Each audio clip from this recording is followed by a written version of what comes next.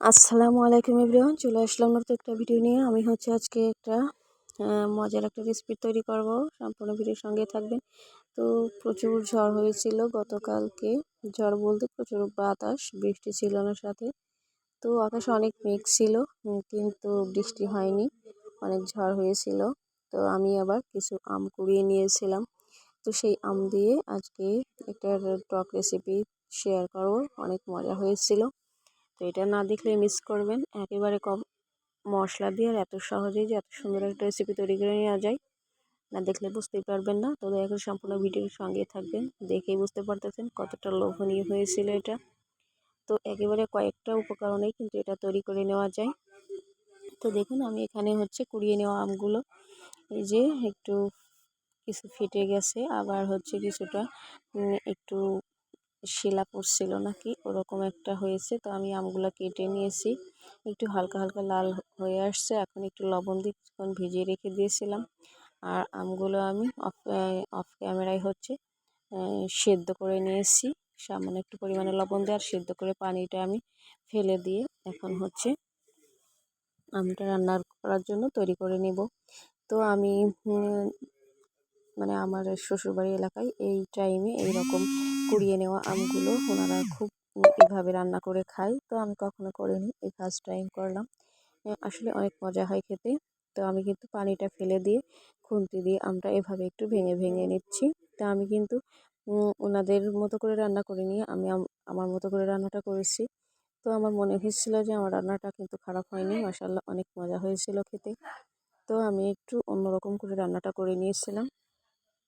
এখানে আমটা আমি সুন্দর করে এভাবে একটু ভেঙে ভেঙে নিচ্ছি, তাহলে কিন্তু খেতে অনেক ভালো লাগবে। ওনারা কিন্তু আমগুলো একবারে আস্তা রাখে, কিন্তু আমার কাছে ওটা অতটা ভালো লাগেনি। তো আমি এই জন্য আমটা একটু ভেঙে নিলাম। তো যাই হোক, আমি এখন এটা একেবারে একটু পানি দিয়ে পাতলা পাতলা করে নেব, কারণ এটা একটু পাতলা করে রান্নাটা করে। তো এটা দেখুন, আমি সুন্দর করে কিন্তু পাতলা করে নিয়েছি। আর এখন আমটা পাকে নাই, জাস্ট একটু কালার আসছে, তাতে কিন্তু কালারটা অনেক সুন্দর দেখা যাচ্ছে। তো অনেক আপুরা ভিডিও দেখতেছেন, হয়তো বা লাইক দেননি, প্লিজ একটা লাইক দিয়ে আমার ভিডিওটি ফুল ওয়াচ করবেন। তো এখানে আমি চুলায় চলে আসছি, একটু সরিষার তেল দিয়ে দিয়েছি। আর এখন এখানে 3-4টা কাঁচামরিচ, একটা তেজপাতা, একটা পেঁয়াজ আর একটা রসুন একেবারে কুচি কুচি করে কেটে নিয়েছি। তো এটা আমি ভালো করে একটু নেড়ে চেড়ে ব্রাউন কালার করে ভেজে নেব। তো দেখুন, সুন্দর করে আমি ভেজে নিচ্ছি। তো দেখুন, মাত্র কয়েকটা উপকরণে বলেছিলাম, একেবারে অল্প উপকরণে কিন্তু এটা তৈরি করে নেওয়া যায়। তো এটা কিন্তু সুন্দর একটা কালার চলে আসছে। আর এখন এর মধ্যে আমি কিছুটা আস্ত জিরা দিয়ে দেব। আর একটা জিরে দেব, সেটা সরিষা, কালো সরিষা যেটা থাকে ওটা দিয়ে দিলাম। তো এটা একটু এই ফোড়নে দিলে অনেক ভালো লাগে। এটা কিন্তু দেওয়ার চেষ্টা করবেন, তাহলে কিন্তু খেতে অনেক ভালো লাগে। তো এখন দেখুন, এটা আমি ভালো করে সুন্দর করে একটু ভেজে নিচ্ছি, মানে সুন্দর একটা ফ্লেভার আসবে আর একটা কালারও চলে আসবে। সেই জন্য আমি এটাকে কিছুক্ষণ সুন্দর করে ভেজে নিয়েছি।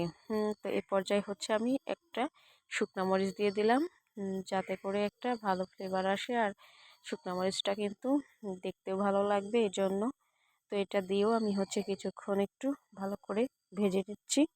তো প্রথমবার যদি আমার ভিডিওটিকে ওয়াচ করেন, তাহলে আমার ভিডিওর কোথাও কোনো অংশ ভালো লেগে গেলে রিকোয়েস্ট করবো আমার চ্যানেলটা সাবস্ক্রাইব করে বেল আইকনটি বাজিয়ে সবসময়ের জন্য সঙ্গেই থাকবেন। এখন আমি যে আমের যে যে পাল্পটা বের করে রেখেছিলাম, ওটা দিয়ে সুন্দর করে আমি খুন্তি দিয়ে এখন মিক্সড করে নিচ্ছি। তো এটাকে মানে মানে কোথায় কিভাবে খান রান্না করে জানি না, তো কমেন্টে জানাবেন। এটা কিন্তু আমি আমার বাবার বাড়িতে দেখিনি এরকম করে রান্না করে খেতে, কিন্তু আমি আমার শ্বশুর বাড়িতে দেখলাম। তো আমি ওটা আর কি ট্রাই করলাম। আমি দেখেছি আমের এই সিজনে, বিশেষ করে এই কুশি আমগুলো ওনারা এভাবে কুড়িয়ে রান্না করে খায়। তো আমি এবার চেষ্টা করলাম, তো আপনাদের সঙ্গে শেয়ার করেছি, জানি কেমন হয়েছিল।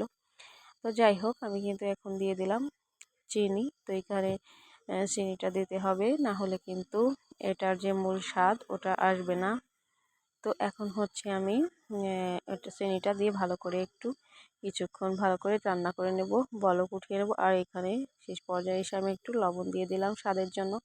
আসলে যে রান্নাটাই করি লবণটা না দিলে কিন্তু খেতে অনেক মানে ভালোই লাগবে না, কারণ লবণেই আমার মনে হয় যে আসল টেস্ট লুকিয়ে থাকে। যাই হোক, আমি এখন সুন্দর করে নেড়েচেড়ে ভালো করে একটু বলক উঠিয়ে নেব। তো এটা কিন্তু তৈরি করে আপনি 2-3 দিন রেখে খেতেই পারেন, অসুবিধা নাই। কারণ প্রচণ্ড গরমে এরকম একটা টক যদি দুপুরের টাইমে খাওয়া যায় খারাপ লাগে না, খেতে খেতে ভালো লাগে। এটা কিন্তু আচার না, মানে এরা বলে রান্না করে খাওয়া, তো আমিও সেটাই। তো যাই হোক, আমি রান্না করেছিলাম, আসলে অনেক ভালো লেগেছিলো খেতে। তো যদি কখনো না করে থাকেন তাহলে এভাবে এই আমের সিজন থাকতে থাকতে একবার হলেও এভাবে রান্না করে খেয়ে দেখবেন, অনেক ভালো লাগে। একেবারে কয়েকটা উপকরণেই কিন্তু তৈরি করেছি, কোনো কঠিন কিছু দেইনি, একেবারে ঘরোয়া যেসব মশলা থাকে এই অল্প উপকরণে এত মজার একটা রেসিপি তৈরি করে নিয়েছি। তো আপনারা যদি ভালো লাগে তাহলে ট্রাই করবেন, আর দয়া করে সম্পূর্ণ ভিডিওটি লাইক দিয়ে একটু শেয়ার করে দিবেন। তো দেখুন, সুন্দর করে কিন্তু রান্নাটা প্রায় কমপ্লিট হয়ে আসছে। এই পর্যায়ে আমি ভালো করে বলক উঠিয়ে রান্নাটা শেষ করে দিছি। আর এখন আমি চুলা থেকে নামিয়ে একটু পরিবেশন করে আপনাদেরকে দেখাচ্ছি। তো আমি একটা বোল নিয়ে নিয়েছি, আর দেখুন কতটা সুন্দর একটা কালার আসছে, কি বলবো, মানে না করলে বুঝবেন না। আর খেতে এতটা মজা হয়েছিল, একবার হলেও এই আমের এই সিজনে করে খেয়ে দেখবেন, খুব ভালো লাগে। এটা কিন্তু এরকম কচি আম দিয়েই করতে হয়। তো যারা ভিডিওটি এতক্ষণ ধৈর্য সহকারে দেখলেন, হয়তো বা কেউ লাইক দেননি, ভুলে গেছেন, প্লিজ একটা লাইক দিয়ে দেন। আর যদি আমার এই রেসিপি ভালো লাগে তাহলে একবার হলেও করে খেয়ে দেখবেন, খুব ভালো লাগবে। তো সবাইকে অনেক ধন্যবাদ আমার ভিডিওটি এতক্ষণ ধরে দেখার জন্য। দেখা হবে অন্য কোনো ভিডিওতে। আসসালামু আলাইকুম, আল্লাহ হাফিজ।